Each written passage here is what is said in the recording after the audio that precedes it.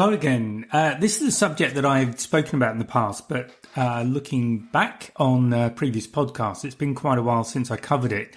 And since then as well, so I will plug an ebook that is on the Graham Elliott Photography website.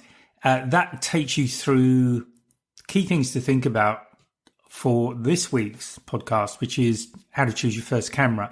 And this is also relevant to you, I think, if you have been taking photographs for a while, maybe on your smartphone, maybe on a camera that you've acquired somehow, and you want to just raise your game. You're perhaps finding what you've been using a little bit limited, and you want to know how to go to the next step in your photography, which is great. So that's what I'll be talking about in this podcast. Please remember to like and subscribe. That'd be great. You can buy me a coffee, even better. I like to plug that. Okay, so what should you think about? Well, I'm going to start with the two main types. Now, in the PDF, I do go into more types, but the dominant types of camera that are available at the moment are DSLRs and mirrorless cameras. And DSLR stands for digital single lens reflex. Essentially, the thing really, or the main characteristic of that kind of camera is that it has a digital sensor and it has exchangeable lenses. And with I'm going to say with mirrorless cameras, and I know this is wrong because it's not always true, but the kind of mirrorless cameras I'm talking about also have exchangeable lenses. And the reason I want to focus on those two types of camera is that ultimately they give you the greatest flexibility. Now, having said that, you may not need that flexibility. So I'm going to come back to that in a moment, but just to briefly explain the difference between DSLR and mirrorless cameras. So DSLRs developed from the old SLRs, which are the old film cameras, and generally we'd think 35 millimeters for an SLR camera. And they've been around for quite a while now, 20, 25 years, that sort of period in one form or another. And I think it's fair to say that although DSLRs give you a huge range of different lenses that you can go for, so you can do all sorts of specialized photography. So that could be wildlife, sport, macro, all sorts of things like that. And also shift tilt lenses, things like that for really specialized work. It's also fair to say that DSLR is probably, we're on the sort of downward slope of certainly DSLR development. Most major manufacturers at this stage are focused on mirrorless camera development. And so if you're looking for something that will stay with you for a while, you may well be better served by going for a mirrorless camera system. Now, again, the reason I'm saying system is that you do have a camera body, you'll have one or more lenses. And in my experience, it's the body that tends to change, and the requirements of the body tend to change more than your lens will. So what I mean by that is that in my own kit, and at the time of recording, I'm still using DSLRs, but both of the lenses both of the bodies I use for my DSLR work are newer than the lenses I use. So the lenses that I'm currently using, I've had for 20 years, and one at least, in fact, a couple of them are originally used with a film camera. And the reason that I'm using old lenses is that they are professional level lenses. And if you've had a look at new camera equipment recently, it is not the cheapest thing to invest in. So you might be lucky and have like unlimited budget, but most of us don't. So you need to then be very careful about where you choose to invest your money. And therefore you want to invest the bulk of the money in the part of the system that is likely to stay with you the longest. And I would argue that in many ways, the lens is the most important part of the system, because that's where, that's what you're looking through. That will ultimately give you the image that you want. The body itself will have features on it that may well be useful. But if you are going to mirrorless particularly, because it's a technology that is still developing, now it's not changing as rapidly as it did when I recorded these kind of podcasts, even a couple of years ago. Just be aware that the chances are that you may need to replace the body before you replace the lens. So it's difficult for me to give you general advice simply because I don't know what you're doing. So I regard this, so please regard this as just general advice that may not apply to you. But I would invest more of my money in the lenses than I would in the body itself. So, and that's regardless of whether you're looking at DSLR or mirrorless. So what have you got with DSLR? Well, DSLR essentially has a viewfinder. It has a flip-up mirror in the body. And some people like that because those of us who have used cameras for quite a while have got very used to looking through viewfinders. I like viewfinders as well because I find them easy to use, particularly in bright conditions. It's a lot easier. It's easy to shade a viewfinder. Normally, there's a rubber a sort of thing on the end of it that means you can press your eye pretty much up against it and have a really good view. With mirrorless, you don't have that. You'll use a screen on the back, which you may also have with DSLR. So the DSLRs I have also have what they call a live view mode. They're Canons, and that means I can look at what's going on the back of the camera and also do it remotely through a connection onto a laptop or something like that. I just find with the screens in brighter conditions, it can be much harder to see what's going on, but this comes down to personal preference and whatever works for you.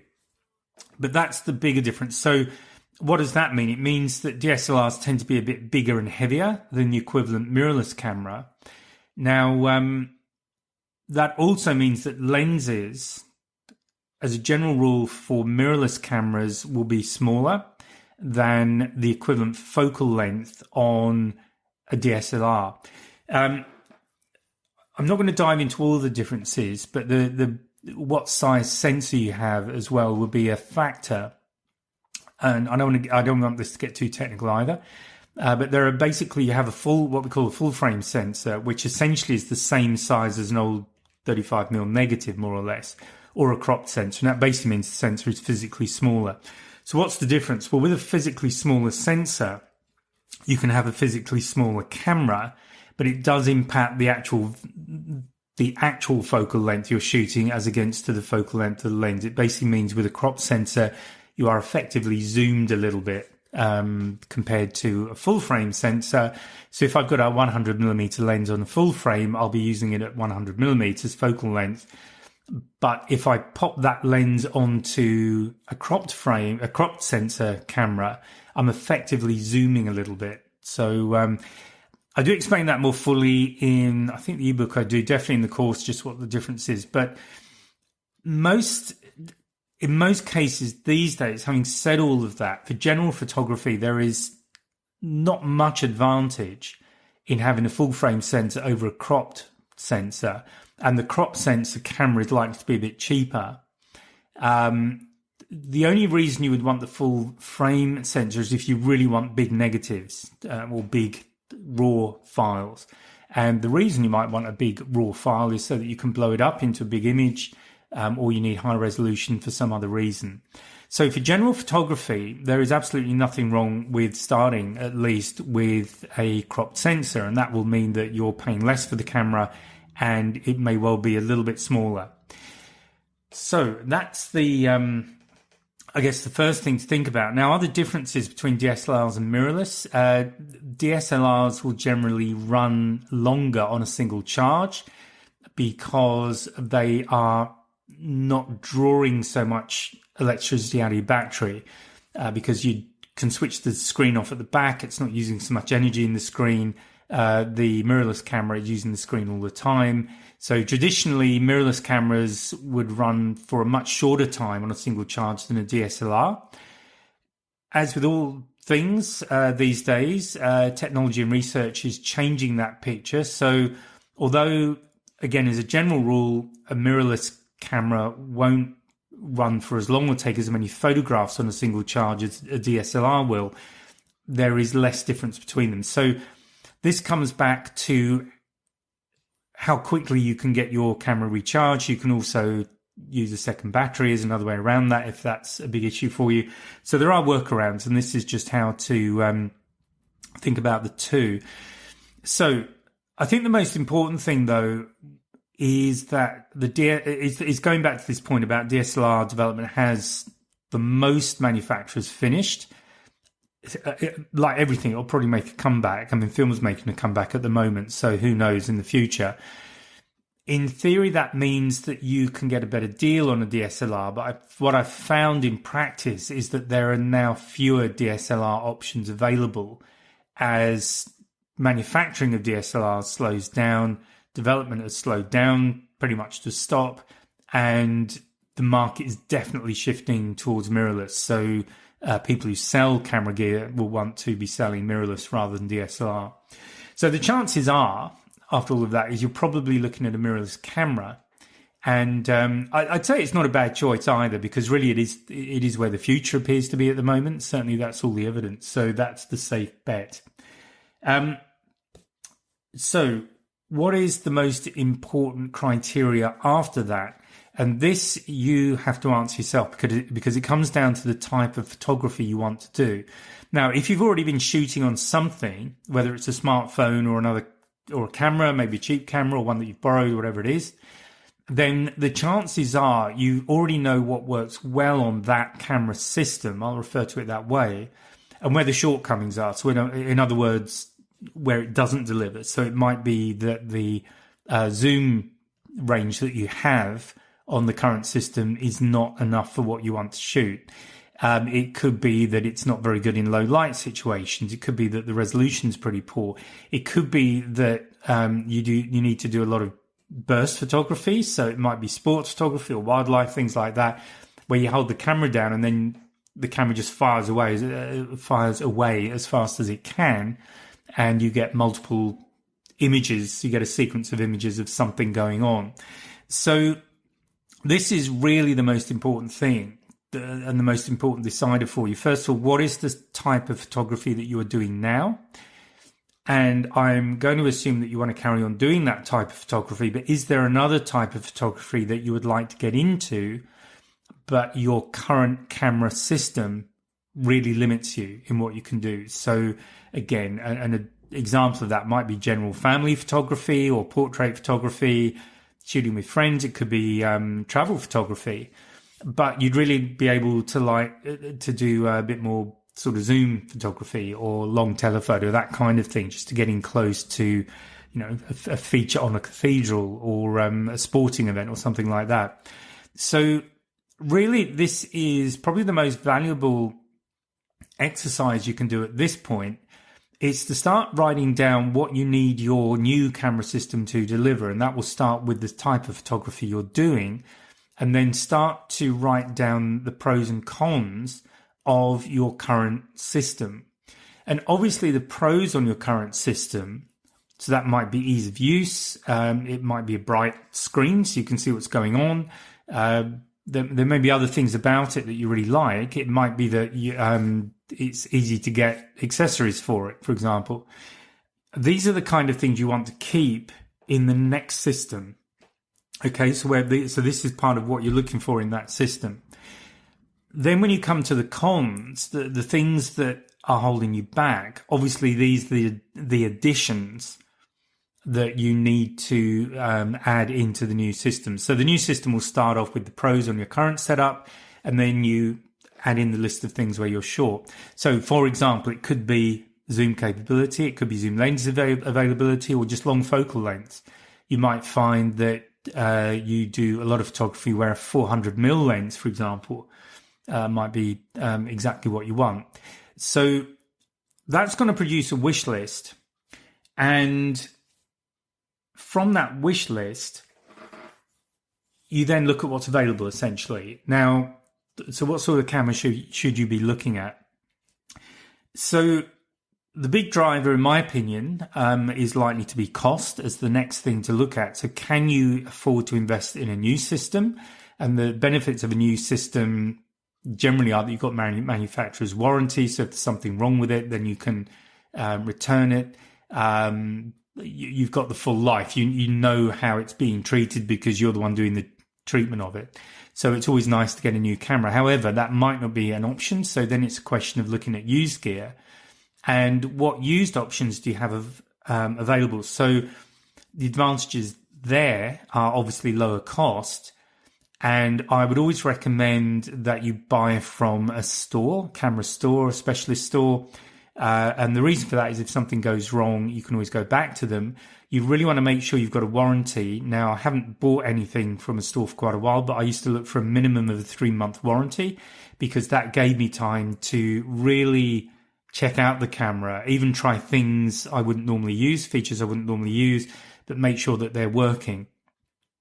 If you are going to do a kind of hybrid solution, so you may choose to, let's say, buy a new body because that might be more affordable, and you buy a second-hand lens because the lens component is new, very expensive. Again, where you can, I recommend that you go into a store, take your camera with you, put the lens on it. And what I would do is stand in the doorway. I mean, not do a runner, but stand in the doorway and take some photographs and see what you've got. Ideally, if you can expand them up on the screen on the back of the camera, that will give you a good idea. Ideally, what you want to do is just stick them on a laptop or something, or a bigger screen, so you can really have a good look at them and make sure there are no distortions, there are no little pixels missing, anything like that in the image. So basically, the image needs to look sharp, it needs to be well exposed, it needs to be evenly exposed, evenly focused. You want to be getting the kind of focus that you're expecting. So, for example, just shoot a lens camera combination at different apertures. You can go into an aperture priority mode, for example, and just shoot with different depths of field, see what results you get. Are they what you're expecting?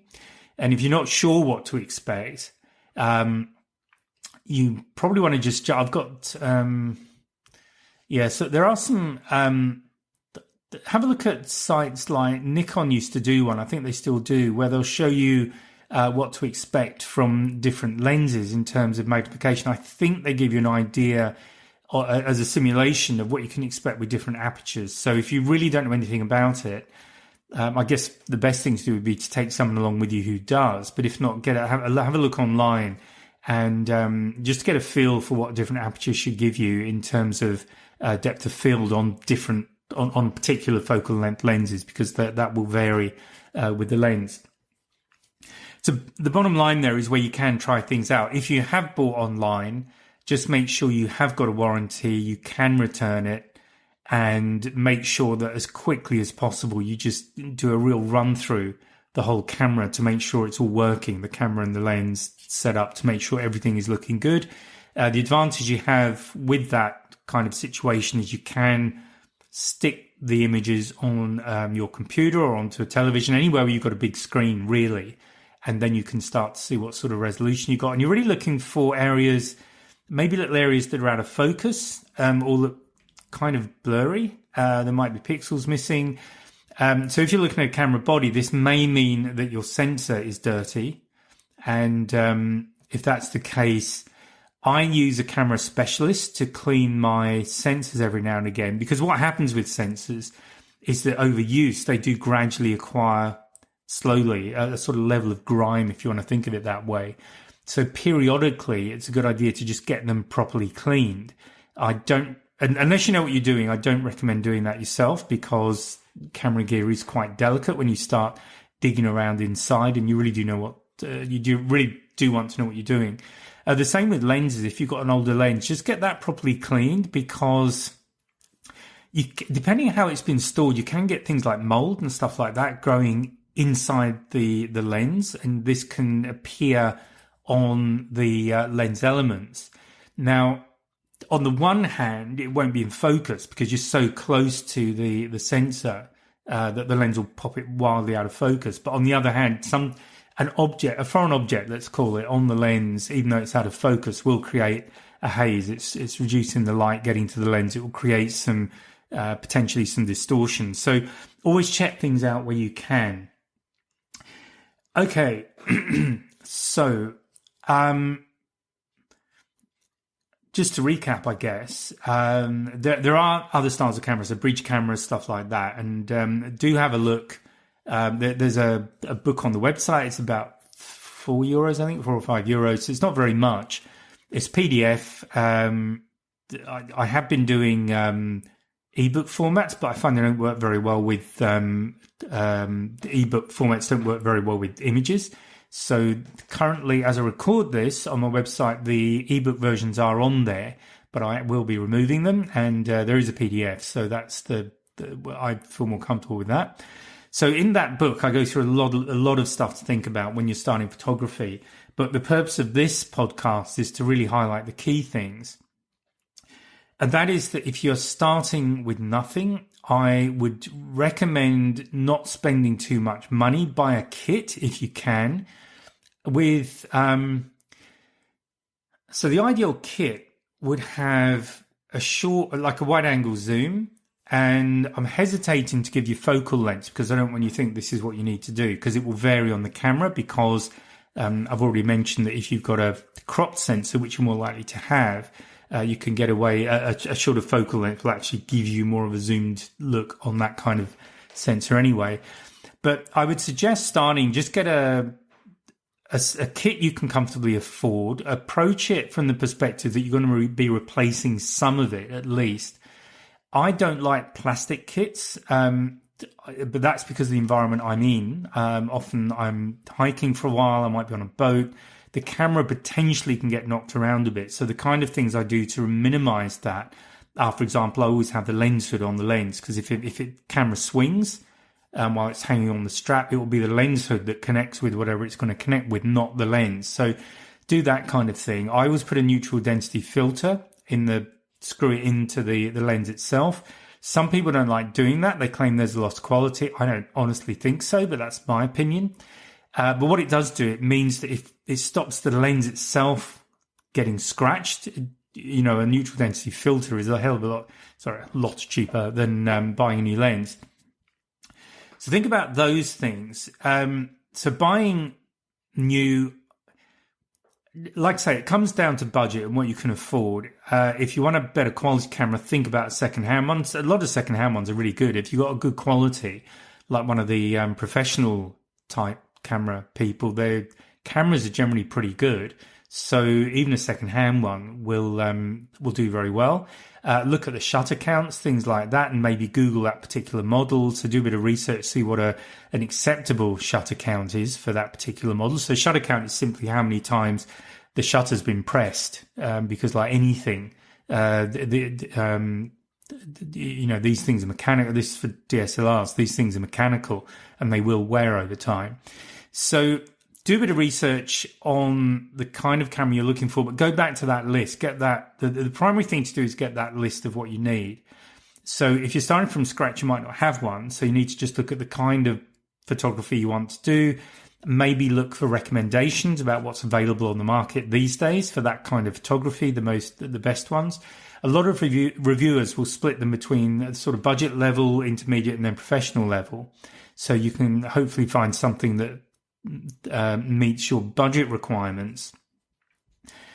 And if you have been using a camera for a while, whether it's your smartphone or something else, you'll have probably a more developed list of what you need the new system to offer. But do remember, it's all, the goalposts constantly moving, to use a football metaphor. So you're likely to find that technology will change over time anyway. The lenses that are available from a certain manufacturer will change. You might want to consider independents. These days, certainly the main independents are good quality lenses as well. But look for reviews. I always do that. So I absolutely recommend that you do that. And of course, your own style will change as you photograph more and as you get inspired by different things, or you try different types of photography. You'll find that what you need from a camera and a camera system is also changing. So this is another reason to look at this as an investment, but possibly a short to medium term investment in equipment, because you don't know what's around the corner, either from a technology perspective or from the requirements that you have to get the most from your style of photography. Okay, so that is just really some thoughts on what to think about when you're buying a camera. And I hope that's been useful. I do recommend you to the ebook. and I'll speak to you in the next podcast. So good luck, and bye for now. Well, I hope you enjoyed that. Now, I just want to say thank you for tuning in and joining me in the Wildlife and Adventure Photography podcast. If you have enjoyed today's episode, please give me a like, a subscribe, maybe tell your friends, and by all means leave a comment. And if there is a subject you would like me to cover in the future, please let me know, and I'll be very happy to do my best. So thanks again for joining me, and I look forward to seeing you again next podcast. Bye for now.